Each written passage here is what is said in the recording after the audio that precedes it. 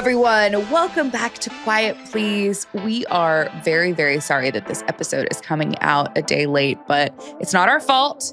You all can write to one Jeff Bezos at Amazon.com for your grievances. We tried to record on Monday, our usual recording time, but our platform was down due to the AWS outage. And the thing I'm most pissed about is I looked so good that day. I did my makeup, my hair looked great. I had a great outfit for the pod. Like, I was really like, all right, I'm really going to bring it for the pod today. And today I just look so sad. So that's where we're at, Mel. You're at a different sad. You still look great. I am actually sad. I was telling you, I've got my first spot in about 2 years, an absolute crater on the sides of my neck, which I picked the whole flight to Utah yesterday. So it's looking gorgeous. Oh my God. Well, I know, but I was nervous that the guy next to me could see it. And so I picked it to make it worse. So now it's absolutely ginormous. But yeah, I mean, it is what it is, isn't it, Kira? Just doing the best we can. Your stress is manifesting as acne.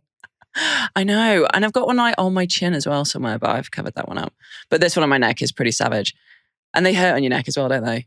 You know, when you try and squeeze it. You probably never had one. I don't even know why I'm asking you. Okay. Anyway, I'm really sorry about that's happening to you. That's not great. Condolences to my looks. Yeah, thoughts and prayers. The funniest tweet I saw, or whatever we're calling them these days. Actually, maybe it was on Threads. Anyway, the funniest thing I saw written about the AWS thing was, turns out America does not run on Dunkin'. It runs on Amazon Web Services. And ain't that the truth? So. It is. I mean, it affected my flight. I was going to Denver first thing Monday morning, and air traffic control was down. I don't know. Jeff owns everything apparently and runs everything. He runs the whole world, and it all went to shit on Monday. America runs on Jeff. Mm-hmm. But I did have, speaking of great things I read on the internet. So you might have heard of her. Her name is Charley Reid. She posted this on her Instagram story, and I thought it was really cute. So I screenshotted it. She said, "Today I'm grateful for this coffee that I drank, hot, in silence, and a wife who spent all morning with an extremely cranky toddler just to help me recharge before she leaves for work tomorrow. And yet, she's setting her alarm for 3:30 to catch a 6 a.m. flight to Colorado to squeeze in a house hunting trip, then right to Utah to work her first PGA Tour event at Mel Reid Golf is a rare one." Did I sound like Carly a little bit? Yeah, no. Maybe also, not, she's no. wrong. It's my second PGA Tour event, which I was pissed at her about, but I mean, that's the least of my worries in that tweet. It was very nice. I'm so critical. I'm such a bitch. It was lovely. You messed it up, Carly. But I'm like, Carly, it was my for the second. sentiment. I know. Yeah, no, we're going through it a little bit with Kai at the minute. I'm sure that if anyone's listening that has a toddler can relate to, he's just feeling a lot of emotion right now. He's everything is either the end of the world. He's got a lot of big feelings. Everything's the end of the world. He asks for something, you give it to him. He doesn't want it. He's then pissed at you. And then he's pissed that, you're not holding him a correct way. So it's just a lot of emotions for the poor lad at the minute. So we're just going through a little bit of a spell with him. And I feel like Carly probably needed a break, as she is going to take on a lot this week with him. So I thought I would give her the morning off. And it was a very long 7 hours. A very long 7 hours, actually. And I cleaned the house a little bit as well, by the way. Honestly. Yeah, Carly, where was that in your Instagram story? I was there cleaning the bogs. Yeah, exactly. So, look, she does a lot, doesn't she? So the least I can do is have a little morning with our little temper tantrum Kai. So we had a nice morning, actually. We had a lovely morning. So whether he's cranky or not, he's still a lot of fun to be with. So, but yeah, thanks for reading that out. Thank you. But it's my second PGA Tour event, just a heads up. So that's what Mel is doing this week. You are in Utah for the Bank of Utah Championship. Is that what we're calling it? That's right. Yeah, it's exactly where the ladies played back in, when was that now? March, April. So it's a course that I'm familiar at. I think it's an awesome golf course. It's this is the lava course. Yeah, lava. A lot of guys will be saying lava luck, lava love, or whatever the saying is. But look, it's so I'm doing on course this week, and you'll you'll understand this, Kira. Exciting. I know. Because most golf courses is quite relatively easy to be a walker because you can stand in certain spots and you can see the ball flight and you can see everything. This golf course is slightly different because there is so much lava and elevation that you kind of have to go nuts because otherwise you kind of in the players' eye line and target line. So it's really hard as a walker because you actually can only see a certain amount of the golf ball and you can't see it land and it can take random kicks. And so I learnt my lesson the hard way. It was my first week on course and I learnt that the hard way. So I'm going to be a little bit more... Oh, did somebody tell you, get out of my line? No. So they were like, oh, was that a good tee shot? And I'm like, I don't know. I don't know. It went over the lava. I don't know if it went over the lava into the fairway. Do you see what I'm saying? Like where it finishes. Like, I don't know if it took a bad kick because I can't get far enough down there because then I wouldn't be able to see the tee shot. So you got to pick your spots. Yes. So it's a very difficult course to commentate. Yeah. If they come down to you and they're like, so Mel, what did you think? And you're like, well, can't find the ball. See ya. Yeah. Yeah. So, but it's a good golf course and the players, men and women, like the women did it as well. They kind of go low here, which is wild because it's so tight. And you would think that it wouldn't be as low as it is scoring wise. But listen, it's a beautiful spot. You've got Zion just down the road. So I'm going to go for a couple of nice walks this week, in the mornings. Yeah. There's like, it's called Snow Canyon, which has got an awesome like height. It's beautiful. I mean, it looks like you're in a national park. So I'm going to do that in the next couple of mornings. So it's just, I love Utah. I absolutely love Utah. I think it's gorgeous. Andrew and I went to Utah for our honeymoon. Did you? Where did you go? We went to this really fancy hotel in the middle of nowhere. And then we went to Zion for a couple of nights. So I wanted to stay at the nice hotel because I had like a spa and everything. We just got married and that's what people do. Well, you deserve that. But Andrew is not about that life. Yeah, thank you. Andrew's not about that life. So to balance things out, we found there's this like Airbnb of camping essentially where people will let you camp on their private land for like $10 a night or something. Okay. So we found this ranch that its view was Zion National Park. Oh, wow. So we camped on this person's like giant field in the middle of nowhere looking out at Zion. And it was sick. That's really cool. It was, sorry, my neighbors are doing construction back there. But okay. Anyway, Say hi for me. We did that because our original plan for our honeymoon was to go play golf in Scotland, Ireland, England, and do all of that. I still haven't done that. But then COVID happened. So we didn't do any of that. We went to Utah instead. Utah's and cool. It was lovely. Yeah, I love Utah. We went skiing here or snowboarding. And then, I love Utah. I mean, it's gorgeous. People who haven't been, you should go. It really is beautiful. Just not, you can't really drink here though. That's the only downside. It's quite difficult to get drunk, which is a good thing. I wouldn't be drinking anyway this week, but I'm just saying when we went snowboarding, it was quite difficult. Just because they don't sell as much alcohol. I think it's because of, the Mormons? The Mormons, yeah. Like they're quite restricted. Like the beer's not as strong. Yeah. It's not a bad thing. Yeah, I've heard that. It's not a bad thing. Like this week is no bother. For the best, for our health. Yeah, I know. Probably we should all learn a lesson there. But when I was snowboarding, I noticed it. I was like, oh, I can't. This is weird. Like everything was measured perfectly, which I found quite odd. Because in America, it's like free pour, isn't it? Got it. So, yeah. But look, not a bad thing. I think Utah's awesome. I love coming to Utah. I think it's a beautiful place. Speaking of not drinking, I am not traveling for this week and next week at all. 2 weeks, entire weeks in my house every day. I have gone to some sort of workout class every day. Well done. I'm making all my own meals. Wow. I'm not doing any drinking. Wow. I am just a picture of health. Journey to health. In all seriousness, how much better do you feel? I feel great. Is that it? Is that it? Do you actually feel good or do you not? Well, it's only been like 3 days of it, but yes, I am. Oh, geez. Okay. So it's not been cured. 2 weeks of it. No, I'm currently in it. Oh, okay. Right now. Okay. So you're on day 3. Are you actually going to do it for 2 weeks though? Yeah. Okay. I got nothing else to do. Okay. What's the longest you've gone without drinking? A long time. Months. What about you? What's the longest I've gone without drinking? Probably like 3 months. That's pretty good. Yeah, thank you. All right. So moving on. We have lots to get through today. Mm-hmm. There's been a lot happening in the world of golf. One thing I wanted to talk to you about before we do move on is the event that I hosted with Titleist last week.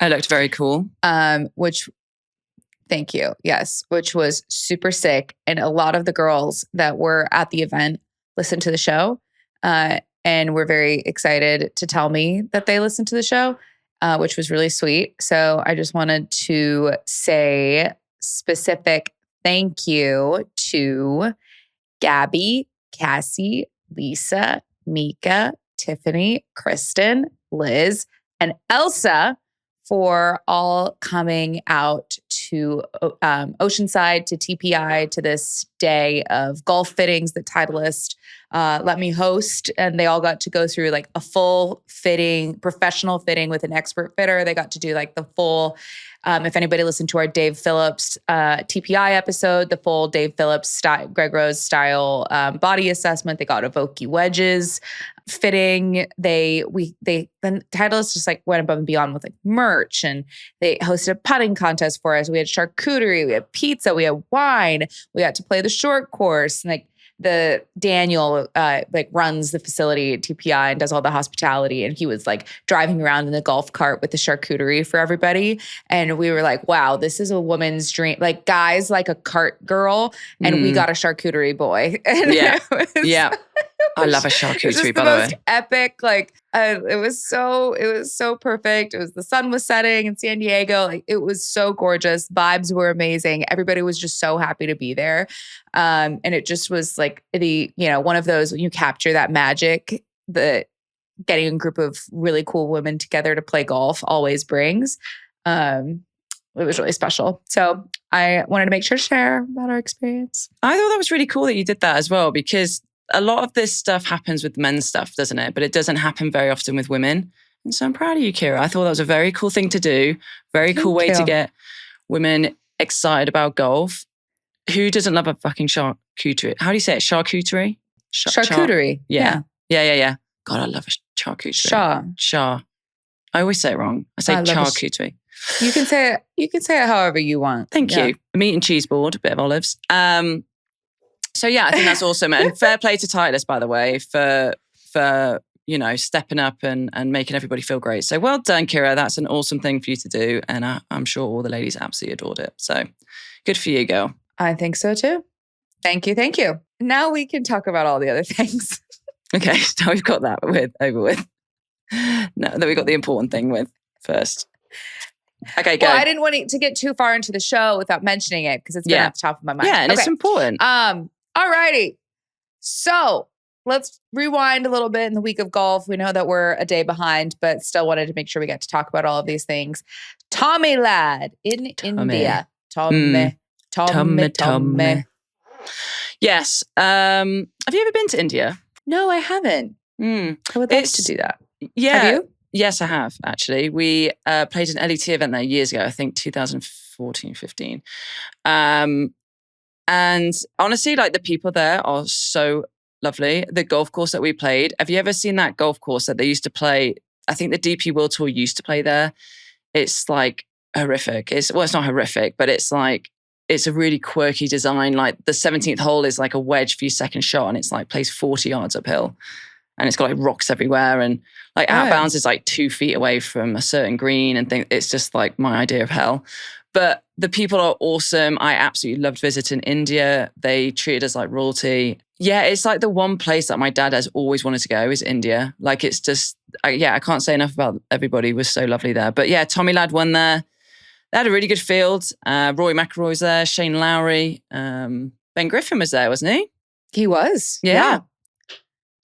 I loved seeing them in all of the, they had a Diwali party and most of them dressed up in, I'm not going to say the name of the cultural dress because I don't want to mess it up, but most of them dressed up in traditional clothing Indian clothing. And it was great. I loved seeing that. I particularly loved Victor Hovland's Instagram stories from the week because he's just a tourist. I know. He's such a nerd. I love his, he's like riding in the little tut cab thing, and he's the best, isn't he? He's just the best. taking pictures of everything, just like a regular guy. He's so excited to be there. But that's what you want, right? When you get people to come to your tournament, obviously they were trying to promote India and the golf there, and I think someone like him just does such a good job at that because he's so appreciative and he does want to learn about different cultures, and he wants to get to know the people, and he's very invested in it. So I think he's perfect for it. But also, how cute is Frankie? Yes. So when Tommy was interviewed, Henny was doing the interview, Henny Zool, and apparently Tommy and his son Frankie were talking about, Dad, I've never won when I've been able to run out onto the green the week prior. And of course, then Tommy uses that as the proper motivation, and Frankie gets to his young son, I think he's probably like 8 or 9, got to run out and give him a big hug after the win, which is a dream for most players. It was adorable, and Frankie's such a cute kid. You might remember him from the Masters earlier this year when he was interviewed during the par 3 contest and said, I'm trying my hardest. Not going to make it this year, but trying my hardest. I think he's becoming more famous than Tommy. I love a bit of Frankie content. He's awesome. I think he's helping Tommy being famous. Yes. Like, I just love Frankie. I love Frankie and Tommy. It was a really cool moment. So I always love when Tommy wins. He's such I don't know, he's just a good lad, isn't he? Like, the way that he speaks, he's just very humble. And he's just so good. Like, he's so good, yet so humble. So it's always a little treat when he wins. But well done, Tommy. A little treat. And something that was interesting about the golf course was Delhi Golf Club, I believe is what it's called. Yeah. It's shorter than what the guys would normally play. So very few people actually played driver at all. Yeah, that's right. A lot of players took driver out of the hands and just written irons and fairway woods. But I feel like that's kind of, from my experience and what I've seen from golf in India, that's kind of the way that it is. I don't know, it's because of the land or whatever, or the contours of it. But a lot of golf courses that I've heard about in India are kind of that similar narrative. That was kind of the one that we used to play as well, they kind of took driver out of your hand a lot. Plus it was narrow as shit. So you kind of just wanted to dink it down there and get on the fairway. So, but it's cool. I think whenever you go to a new country like that, where it's not renowned for golf, it's not an America or Europe, I think it's really cool. I think it's great to get involved and get involved in the culture. And I thought they did a great job that week of promoting it. Yeah. And to have some of the big stars show up too, it makes it very legit and grows the game there. And I'm sure fans were really excited to see the Rorys of the world. So good on them. Yeah. And so one other thing when we went as well, I've just remembered this, because obviously there is a thing called Delhi Belly. Like, we're not used to, some of the food and stuff there. And so we used to get the room keepers or whoever, I don't know who did it actually, gave us like a little shot of whiskey, and we used to have to have a little shot of whiskey at night to kill any bacteria. And it worked. I never got Delhi Belly. There you go. Great. Shot of whiskey Safety a day. First. Keeps the doctor away. I mean, you were probably having a shot of whiskey anyway. No, Kira. When I was playing, I was very sensible. Thank you very much. I'm very professional. Only when I missed the cut, which was more regular towards the end of my career. Fair. Okay. Apologies. Thank you. Sorry. Thank you. Should have known. Okay. Over on the LPGA, Saeyoung Kim won the BMW Ladies Championship in Korea, her native Korea. She beat out Nasahata Oka and Yelim No. It was her first win in 5 years, so a big deal for Saeyoung. And to win on home soil in front of all those Korean fans, I'm sure that was insane. So good on Saeyoung. Yeah, she's a great player. Obviously, nothing else really to say about that. I thought she's always kind of up there. She's had, I don't really know what else to say. She's such a good player. Like, she's won a load. Well. What?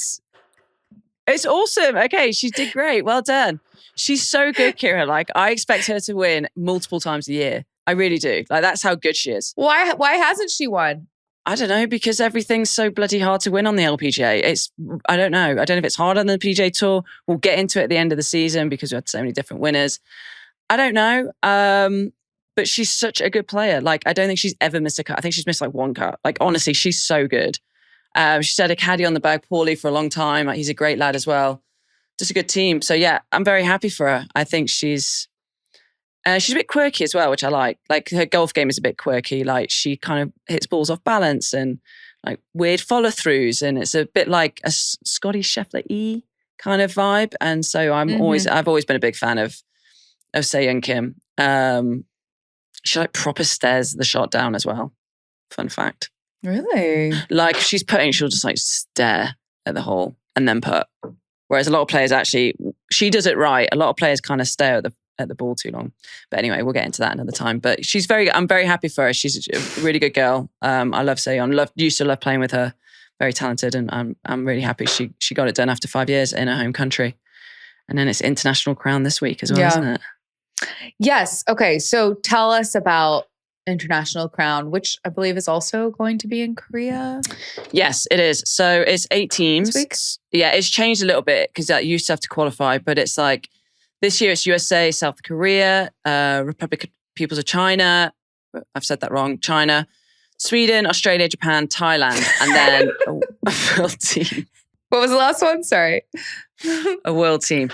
China, but it's something like People's Republic of China. You got it. Okay, thank you. Great. This is a geography show. Well, I'm not very good at geography, as we know earlier. No. Episodes.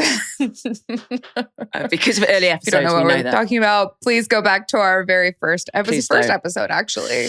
Yeah, fantastic. Please do. It was the moment where I thought, you know what? I think we've got something here. Jesus. I was just flustered. I knew exactly where Peru was. I knew where Peru was. I was just very flustered, and end of story. So basically, it's kind of like you play round robin, and then it goes into a match play situation. So yeah, when did I play it? God, England qualified, so it was like 2015, I think it was.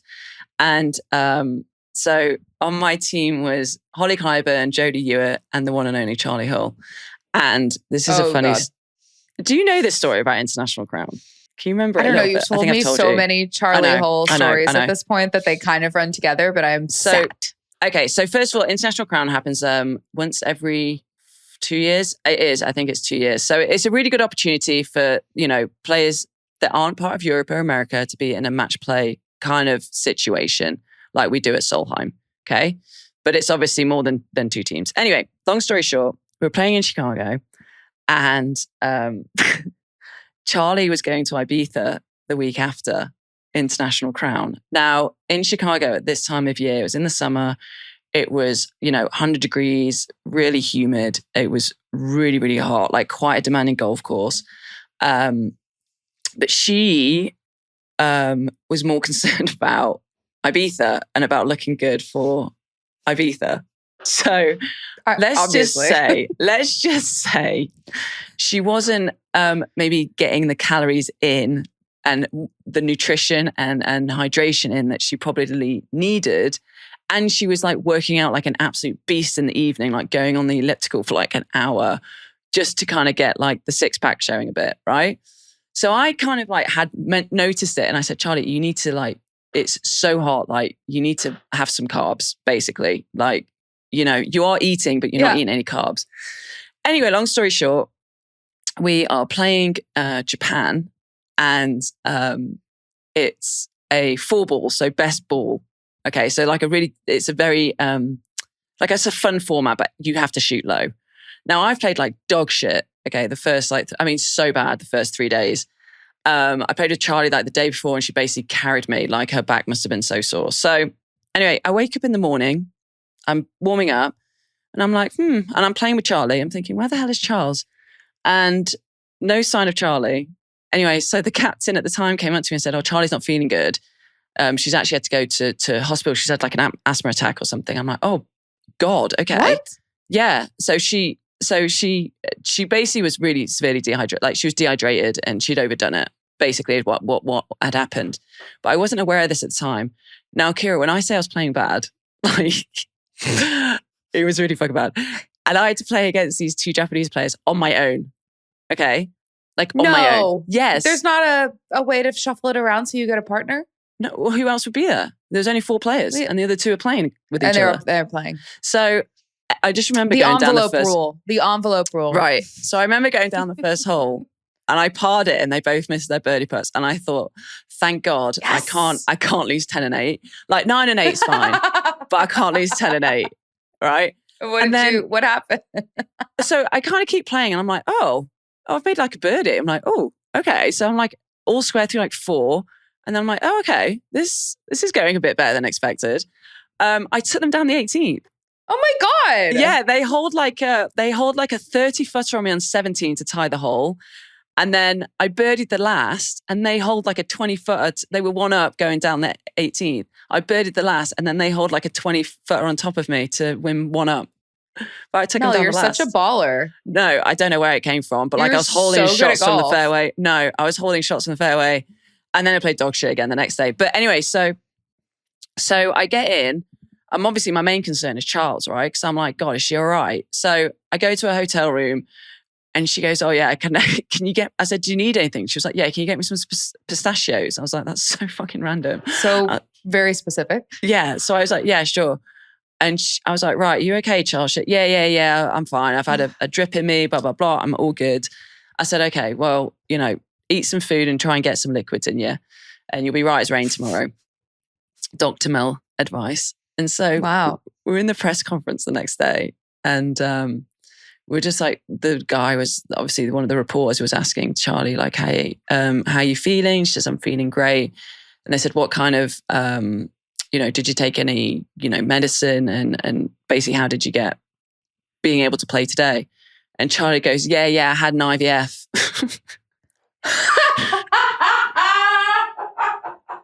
She goes, yeah, I had one of them IVS, innit? Made me feel well better, innit? And I looked at her and I went, I think you mean an IV. And she went, well, same thing, innit? IVF, IV. And I went, it's significantly different. Very different. In fact, the other one makes you feel horrific. Yes. And one of them makes you feel great. Yes. So once I told her the difference, 1 second, there's someone knocking on my door. Oh, housekeeping. I'm back, baby. Sorry. Anyway. They're probably like, can you keep it down in there? I know. Whatever, screw him. It's all good. It's my job. So yeah, that is my story. So Charley learned her lesson. And she, she was not well, I don't think either. But I think she just had overdone it with the exercise. But she looked great in Ibiza She looked unbelievable. The next week.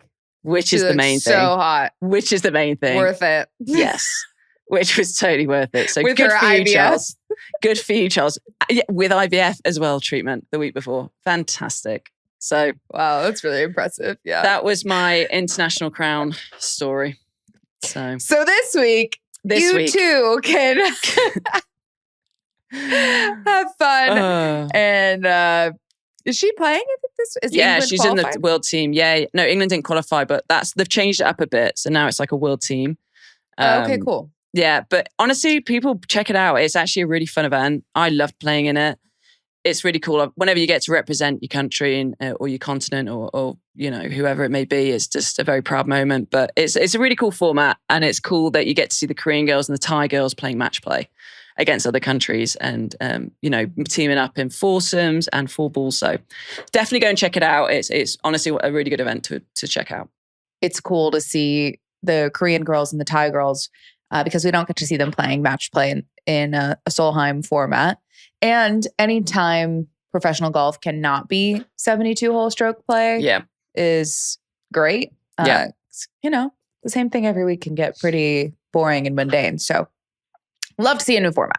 So there's this interesting story going around. So a few weeks ago was the men's Mid-Am, which is a USGA championship. And a lot of the participants were former professional golfers. Whether they made it to the PGA Tour, they were mini tour players or Korn Ferry Tour, whatever. But they have that sort of professional experience. So it kind of started this debate of should the mid-am, which is supposed to be for amateurs, be overrun by these guys that used to play professionally at a really high level.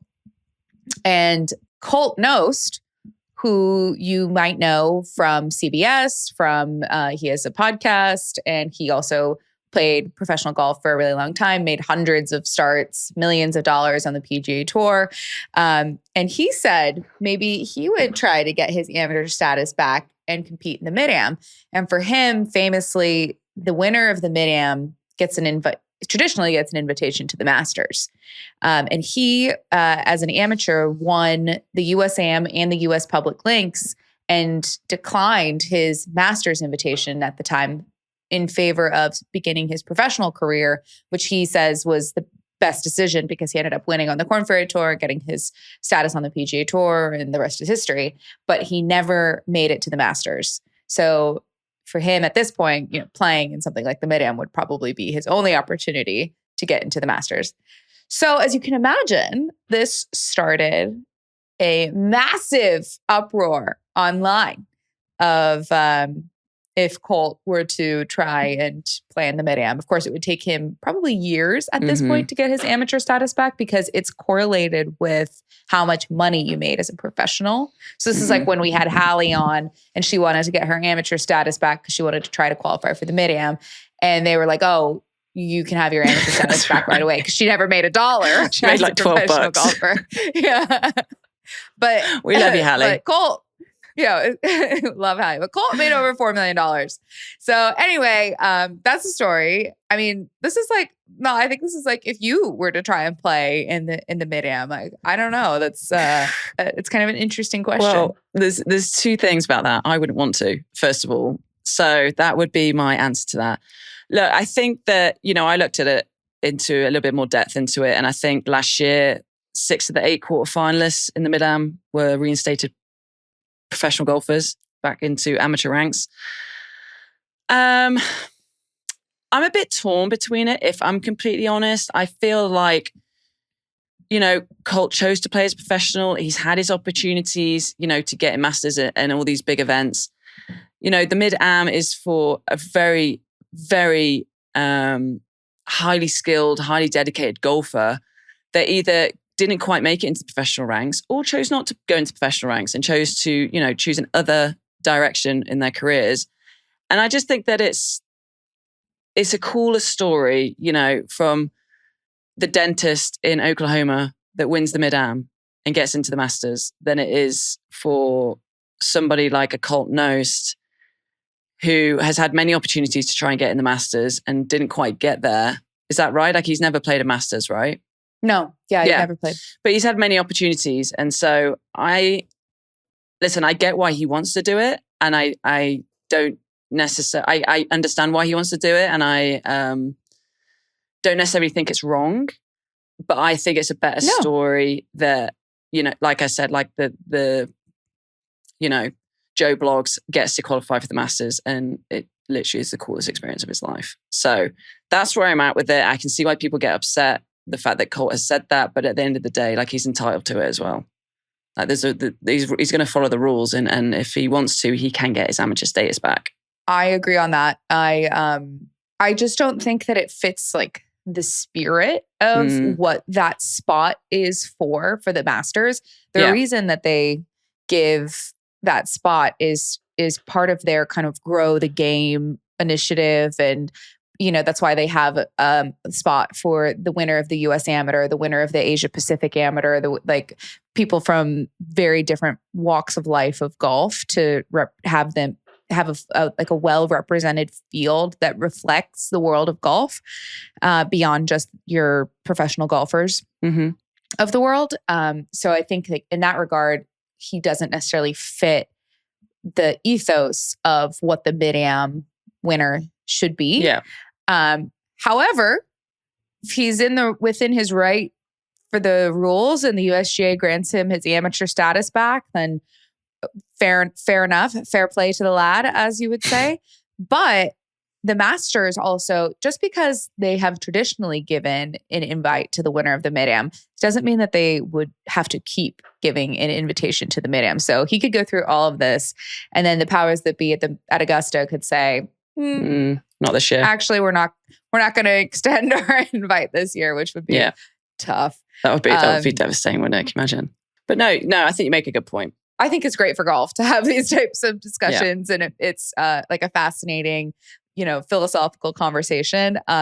This is a problem years and years away from actually materializing, and I bet by that time, Colt's a great golfer and all, but he's probably not going to be as good as he is right now. 10 years from now, when his millions of dollars of amateur status finally cash in. But you never know. You never know. He's got all those professional reps under his belt, so perhaps that helps him out. Yeah, we'll see. We'll see how it all plans out. Not for me. I don't want to do that. So I wouldn't. No Mid-Am for you. No. I would just say I actually really like being a professional, like saying I'm a professional golfer. Like even though I'm retired, like I'm quite proud to be a professional golfer. So I busted my ass to be a professional golfer. So I kind of want to keep the status that was given to me. Yeah. I would be curious to know if you were to reach out to the USGA and ask them how long it would take you to get your amateur status back. I'm just curious what that would look like. That would be quite funny. I don't want you to become an amateur. No, that would be funny again, though, wouldn't it? I might actually look into that. That would be quite funny. Just to give us a data point. Yeah, actually. Yeah. I'll just text Mike one. I'll be like, hey, Mike. Perfect. Mikey boy. Maybe he'll bump you up in the because we've had a good couple times together, me and Mike. Yeah. We've had a good couple times. We had a couple beers together. If you don't know who Mike is, he used to be the commissioner of the LPGA. Now he's the CEO of the USGA. Yeah. And he's a great lad. Okay. Shush of the week. Do you have a shush of the week? Yes, actually. House hunting is very stressful, and I don't get that stressed that easily. And I'm having full-blown panic attacks. So why? We want to move to Colorado. Okay. If anybody on the podcast has any advice, please let me know. We are moving to Colorado, right? We're not going to put our house on the market till January. We want to buy before so that we can start moving stuff. But we're moving into, hopefully the house that we've found, we're figuring it out, is a brand new house. So like everything has to be done. Do you know what I mean? Like blinds, like this, like I have to put all the TVs back up and stuff like that. And so it's just very stressful to kind of navigate that, so that when Carly, because I'll probably have to go early for Carly and Kai for it to be livable. Like we're going to have to buy, like we're going to pretty much sell everything from our old house and take one truck.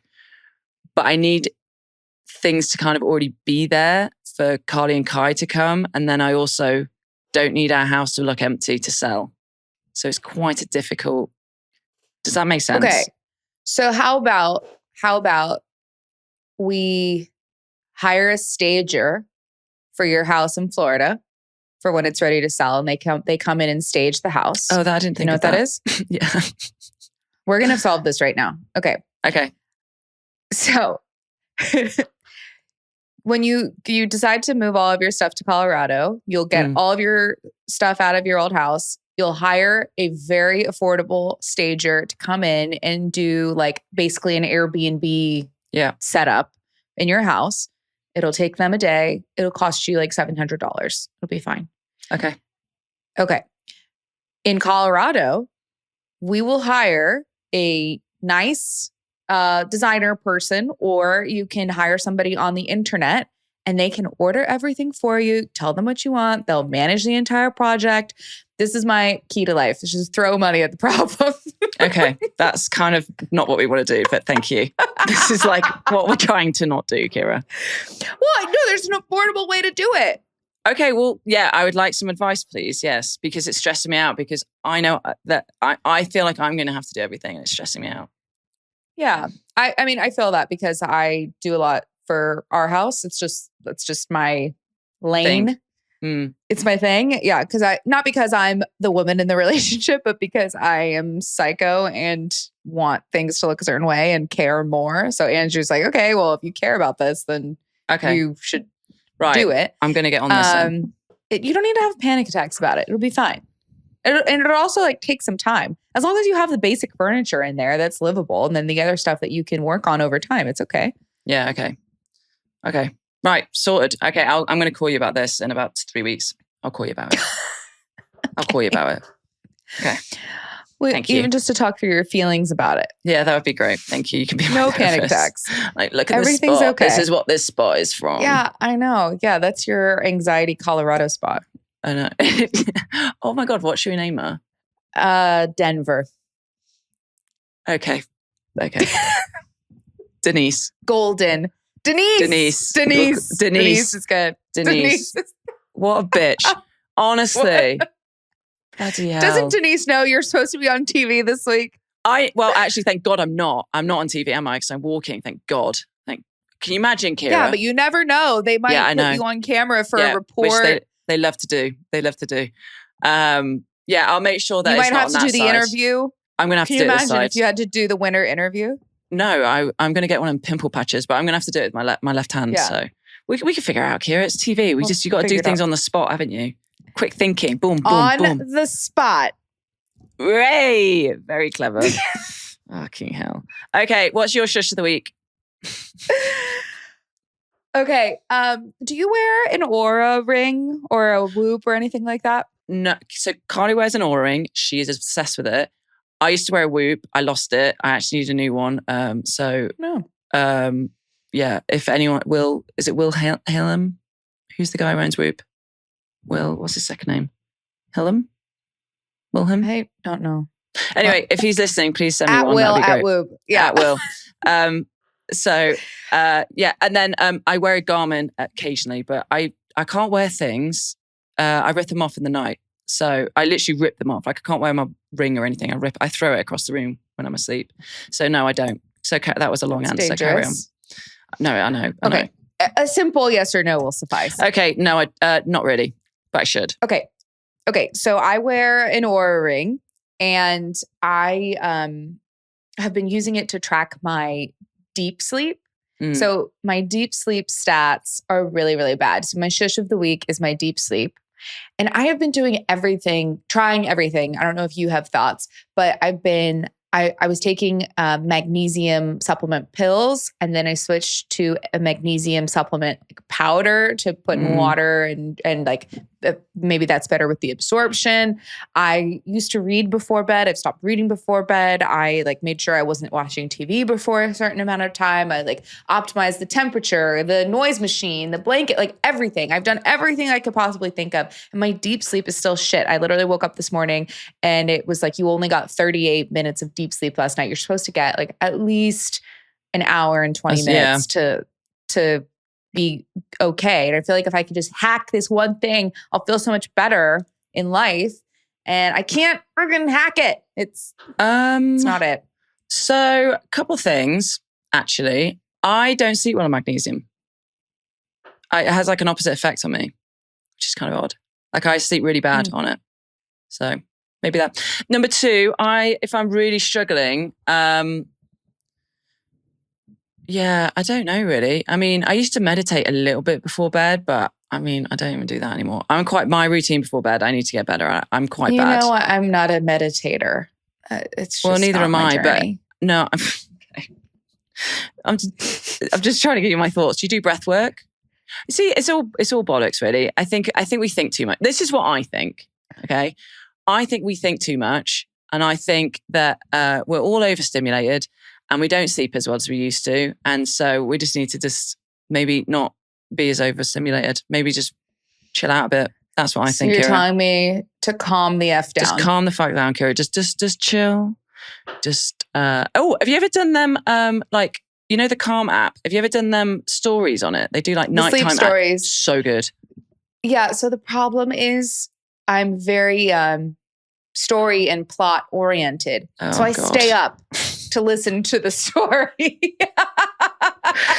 Kira, they're talking What's going to happen next? They're talking about a train going through a forest and Harry Styles is narrating it. Yeah, but what happens when the I mean, it's train the gets most to the top boring of the story. mountain. I don't It's know. the most boring story on the planet. I'm Hence why you go to hung sleep. on every word. Well, Word. It doesn't work for me, but I've tried. Just chill out, girl. That's my piece of advice. Just relax. Just relax. Yeah. So my shush of the week is my sleep. So if anyone out there has thoughts, I am Are you sleeping all a lot? ears. Are you like getting enough sleep? I average just under 8 hours, like around 7 hours and 50. But like if I could, and I don't know why that, like I'm in bed for a long amount of time. I should be getting 8 hours, but you wake up lots of times through the night without realizing it. And then that adds up to not getting my full 8 hours. But when I do crack my 8 hours, I always feel so much better. Yeah. Even that extra 10 minutes. So I'm doing my best. This is my 2 weeks of health. And maybe over these next 2 weeks, I'll nail this. Right. But I think tonight I'm going to go back to magnesium supplement pills and see and compare the difference between the powder and the pills. And if it's still bad, I'll then stop taking it but you know what? In the morning though, I think it's great for that situation. Do you know what I'm talking about? What? Magnesium? Yeah. It makes everything be very smooth in the morning. Does it? Yeah. Yeah, I've never reacted well to magnesium. Maybe I need to try a different one. I've always reacted quite badly to it. Like I think feel really groggy. Things consistent. Okay. No, I don't feel groggy. Yeah, you see, I do on magnesium. Maybe I was just taking a dodgy one. I don't know. Maybe you're taking some off-brand. Yeah. Yeah. Yeah, exactly. Who knows what? Yeah, mushrooms. Exactly. God, I wish. Okay. All right. Have fun in Utah, Mel. Thank you. Kira, I hope your health journey goes well and I hope you get some REM sleep. Otherwise, we'll be talking about it again next week, which... Thank you. Yes. Get excited. I'm already very excited. But all right. Thank you very much. See you next week. See you guys. Bye. Bye.